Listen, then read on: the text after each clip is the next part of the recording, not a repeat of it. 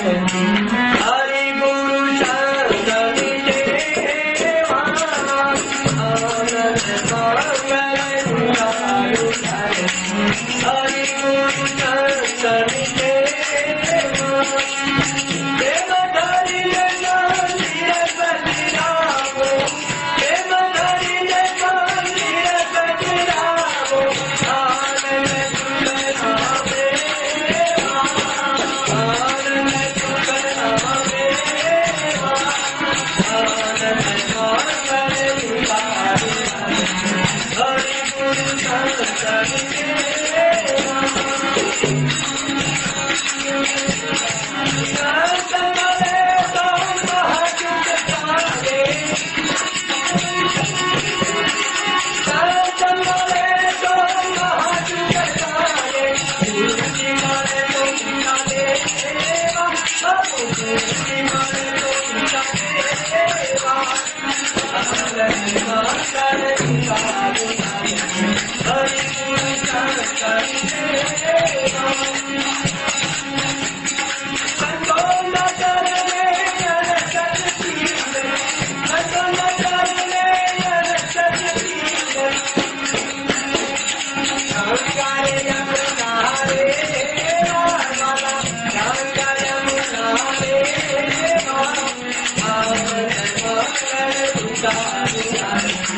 હરિ ગુરુ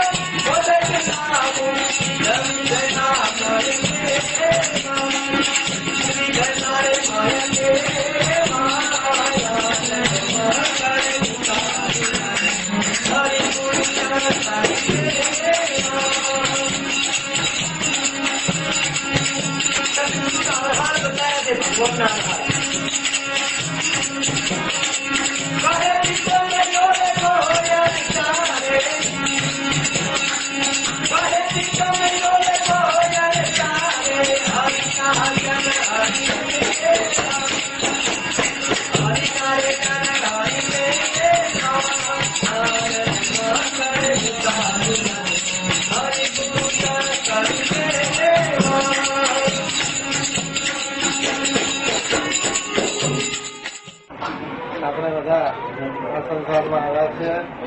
પરમાત્માએ સંસાર બનાવ્યો એમાં 4 પ્રકારના જલચર, થલચર, નવચર અને વનચર. આ 4 પ્રકારના જલમાં ઉત્તમ કેટલા પ્રકારના ઉત્પન્ન જીવો થાય છે, પણ એ પોતાના આત્માનું કલ્યાણ કરી શકતા નથી. માટીમાં ઉત્પન્ન થાય છે એ પણ આમનું કલ્યાણ ઉપર કરી શકતા નથી. આકાશમાં ઉડનારા પંખીઓ છે એ પણ આના આત્માના કલ્યાણ માટે કંઈ કરી શકતા નથી. એક આ પૃથ્વી પર જેટલા જીવો માનવ શરીર લઈને ઉત્પન્ન થાય છે એ પોતાના આત્માનું કલ્યાણ કરી શકે છે. આ સંસારમાં 84 લાખનો ફેરો છે ભાઈઓ. આપણે બધા 84 ફેરો મોઢે કહીએ છીએ, 84 નહીં પણ 84 લાખ. આ જીવને 84 લાખ પ્રકારના શરીરો ધારણ કરવા પડે છે. એમાં અનેક સુખો આવે છે, અનેક દુઃખો આવે છે. માનવ જીવન શરીર સિવાય કોઈ શરીર સ્વતંત્ર નથી. દાદા મહારાજાઓને કે હાથી ટુકડા ઉભા ઉભા પૂજા છે તો સ્વતંત્ર ખરા, પાણી પાયા તો પીએ, ઘાસ નાખે તો ખાય, નહીં તો બાંધ્યા ઉભા રહે. માનવ પરમાત્મા જેટલો સ્વતંત્ર બનાવ્યો છે એટલો કોઈ જીવ સ્વતંત્ર નથી. આપણે પણ કેટલાય 84ના ફેરા ફર્યા છે. આજે માનવનો જન્મ આપણને મળ્યો છે તો આપણે કંઈક સુકૃત કરવું જોઈએ. આ માનવના ફેરાઓથી નીકળવા માટે શું કરવું જોઈએ? એક શહેર હતું, એના એક દરવાજો એક જ હતો. એક ભિખારી શહેરમાં તો એક આંખે અનુભવ હતો બિચારો. એને બહાર નીકળવું જ્યાં ના રસ્તામાં રખડે પડે, અટાકા વાગે, આખા નાખા દિવાળી ભીટકાય અને ઘણા વિચારો કર્યા. પણ રસ્તામાં કેટલા દિવસ ખરાબ હતો, દરવાજો મળતો નથી. શહેરના દરવાજો એક જ હતો. એ ખૂબ દુઃખી થયો.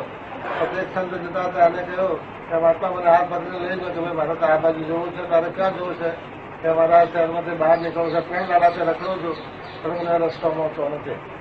મહાત્માએ કહ્યું કે આ રસ્તો આમ તો તમને નહીં મળે, પણ આ શહેરનો દરવાજો એક જ છે. તમે આ કોર્ટે હાથ લગાડો અને કોર્ટના પકડતા હાડે તો દરવાજો આવે તો તમે નીકળી જશો. પણ કે શહેરમાં હું 3 દાડાથી ફરું છું, પણ એનું કરમ કરો દરવાજો આવે એટલે ખાધા ખડવા માટે દરવાજો છોડી પંચાબુ રાખે, એ દરવાજો પાછળ જાય અને એ આગળ નીકળી જાય. એટલે કે 3 દાડાથી ફરું છું, દરવાજો મળતો નથી. એટલે કારણ છે તમે દરવાજો નથી મળતો. એ દરવાજો કોર્ટને હાથ લગાડી ફરતા દરવાજો આવી જશે. એ દરવાજા થઈને તો બહાર નીકળી જશે. એમ આપણે પણ આ સંસાર રૂપી શહેરની અંદર પડ્યા છીએ. આપણા સંસાર સમુદ્રમાંથી જન્મ મરણના ફેરામાંથી બહાર નીકળવું છે, પણ બહાર નીકળાતું નથી.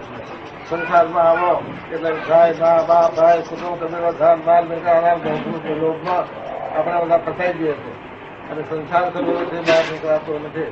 સંસાર સમુદ્રથી બહાર નીકળવાનો ઉપાય શું? એક જ પરમાત્માની ભક્તિ. માનવ જીવન તમને મળ્યું છે.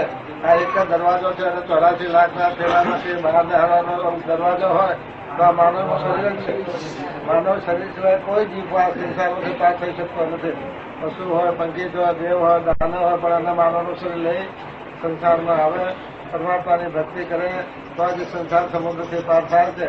સંસારમાં અનેક પ્રકારના દુઃખો થતા બધા જોજો અનુભવો છો કે સંસારમાં સમજાય નથી. થોડા દિવસના માટે આપણે સંસારનો મોહ થાય, પણ એ મૂકીને એક દાડો જવું પડશે. જેટલું સુખ માની હોય તે 8 ગણું દુઃખ થાય છે. કેટલાક માણસ બીમાર હોય, કુટુંબ નાનું હોય, એક જ દીકરો હોય, તો એ માણસ બીમાર પડે કેટલાક ભાઈઓ કુટુંબી દુઃખી થાય છે. કેમ આવે છે? આપણા પ્રારબ્ધનું કારણ લઈને આવે છે. આપણા ખોટો મોહ છે એથી આવે છે. તો સરકારની અંદર આવ્યા છો તો હું કંઈક કરી દેજો તો ફરી તમારે સંસારમાં પશુ પક્ષી કે ઘોડો કે ઘોડાનો અવતાર ન લેવો પડે. એટલા માટે કોઈનું ઋણ ન ચડાવશો, કોઈનું બુરું ન કરશો, કોઈનું ચોરશો નહીં, કોઈનું લૂંટશો નહીં, કોઈનું ચોરીને કંઈ છેતરી લીધો. તમે કહો કે 10 રૂપિયા આપણે કમાડા, દુકાનમાં જઈને 10નો માલ લીધો, 20નો માલ લીધો, 10 હાલ 5 હાલ ફીરીઓ આપણે થેલામાં હરકાઈ દીધી અને ચાલતા ચાલે લઈને, તો એ પાપ તમારે છોડશે નહીં. એના કે તમારે ઘોડો થઈને ગધાડો થઈને જવું પડશે, ઓલા માટે ભાર પડશે, ઉપર બેસે ને પછી દંડા મારી તમારે ચાલવું પડશે. માટે આ સંસારની અંદર આવ્યા છો તો એ કોઈ પાપ કરશો નહીં. માનવનો જન્મ છે